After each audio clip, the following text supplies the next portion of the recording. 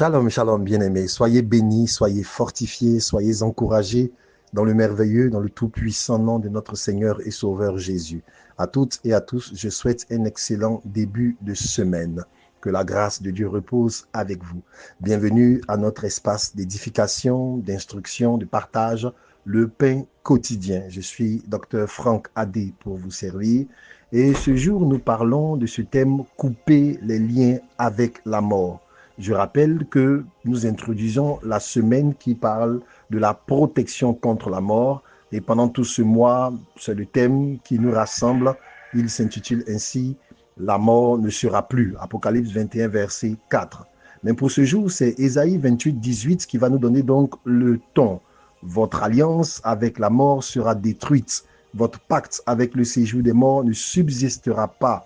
Quand le fléau débordé passera, vous serez par lui foulés aux pieds.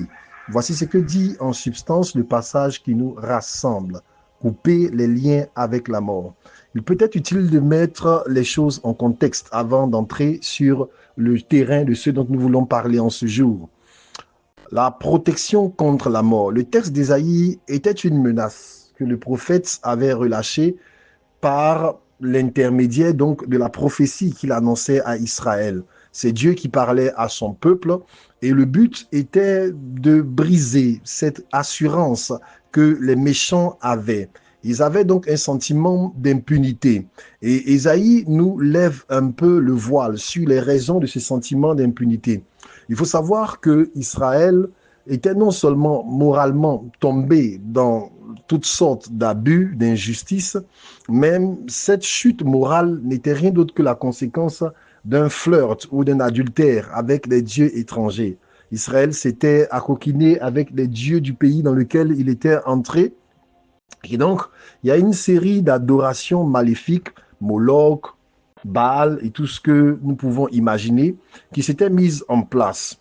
Et au nombre de ces adorations se trouvaient donc des adorations à la mort, certains pactes, certains sacrifices qui, à leurs yeux, leur donnaient une certaine impunité, une certaine immunité.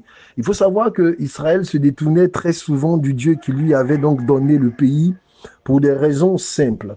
Dieu se préoccupait plus de former, d'instruire, d'éduquer ses enfants que de leur donner des choses. La promesse n'était pas la finalité, mais se former un peuple à lui qui lui obéit et qui marche dans ses voies. Voici quel était l'appel fondamental d'Israël. Lorsqu'il envoyait Moïse, il a bien dit à Moïse, et je pense que Israël n'a pas compris cette partie de l'appel, il a dit, Moïse l'a dit à Pharaon, laisse mon peuple s'en aller afin qu'il me serve. Donc en réalité, la libération n'avait pas d'autre but que d'apprendre à servir le Seigneur. La terre promise n'était pas la finalité, mais était simplement l'espace dans lequel le Seigneur plantait son peuple afin qu'ils apprennent à le servir. Et au gré donc de la discipline que Dieu voulait imputer ou insuffler à son peuple, il arrivait très souvent que par l'entremise de privations, il leur enseignait la patience.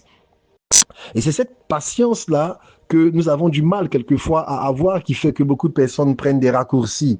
Ils préfèrent donc des dieux avec petit d ou des démons, devrais-je dire, ou des pratiques qui leur garantissent le résultat immédiat sans qu'ils aient à se préoccuper d'une vie morale intègre et toutes ces choses.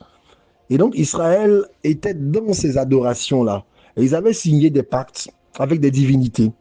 Et donc dans leur pensée, dans leur tête, ils étaient donc dans une assurance de ce que les pactes qu'ils avaient signés avec ces divinités leur garantissaient non seulement fortune, mais une certaine immunité avec la mort.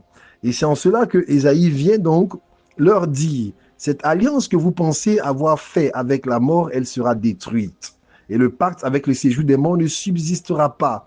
En réalité, si le méchant semble prospérer dans ses voies, c'est simplement en raison de la patience de Dieu qui veut que personne ne se perde, mais que tous parviennent à la connaissance de la vérité. Donc Dieu envoie Ésaïe leur dire que cette alliance avec la mort, elle n'est vraie que dans votre tête. Mais lorsque le fléau débordé passera, lorsque le jour du jugement se mettra en place, lorsque l'Éternel sortira de sa demeure pour exercer ses jugements, vous verrez que ce fléau, que cette alliance, avec la mort ne subsistera pas. L'ennemi ne peut apporter de protection véritable. L'ennemi ne peut accorder de grâce. L'ennemi n'a rien de bon en son fond. Et quelle que soit la chose qu'il promet, elle est toujours attachée à la mort. Il y a la mort derrière le pain que l'ennemi donne. Il y a la mort derrière l'argent que l'ennemi donne. Il y a la mort derrière l'élévation que l'ennemi donne, parce que le diable, dans son fond, est menteur et le diable n'introduit que la mort. Tous ceux qui sont entrés en commerce, en relation avec lui, quelle que soit l'excellence des choses qu'il a promises, ça a fatalement fini par la mort. Et Dieu donc rappelle que toute alliance avec le diable, quelle que soit la promesse qu'il met en avant, finit fatalement par la mort. Quelle est donc la véritable clé pour échapper à la mort? Et quand je parle de la mort, je ne parle pas uniquement de la mort physique, je parle aussi surtout de la mort spirituelle, parce que si le Seigneur n'est pas venu avant que nous soyons montés vers lui, nous tous passerons par la cessation de vie physique. Mais cette cessation de vie, la Bible ne l'appelle pas la mort. Elle est simplement le passage vers le Seigneur.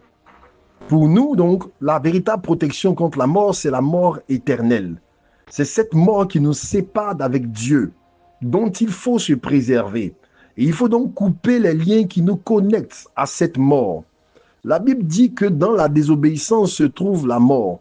Chaque fois qu'un homme ou une femme choisira donc de faire ce qui lui plaît et se détournera donc de l'obéissance à la parole de Dieu, qu'il en soit conscient ou pas, il aura choisi donc la mort. Dans le jardin se trouvait l'arbre de la connaissance du bien et du mal et l'arbre de la vie. Mais quand nous regardons en réalité et que nous comprenons donc quelle a été la conséquence de la consommation de l'arbre de la connaissance du bien et du mal, on se rend compte qu'on aurait pu simplement l'appeler l'arbre de la mort, en opposition avec l'arbre de la vie. Donc, couper les liens avec la mort, c'est couper fondamentalement les liens avec la désobéissance. La Bible nous en parle à profusion. Il n'y a de vie que dans sa présence, il n'y a de vie que dans l'obéissance au Seigneur. La Bible dit que l'aiguillon de la mort, c'est le péché. Donc, partout où il y a péché, il y aura fatalement la mort.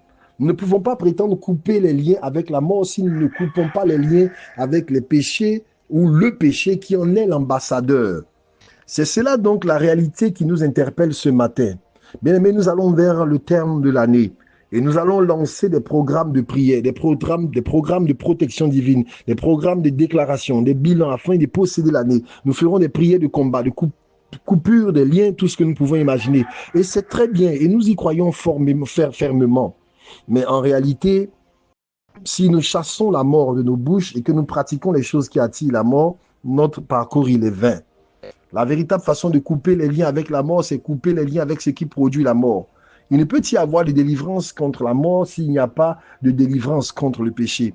Il ne peut y avoir de libération de la mort s'il n'y a pas un acte délibéré de couper avec celui qui en est l'ambassadeur, c'est-à-dire donc le péché. En Jésus se trouve la vie.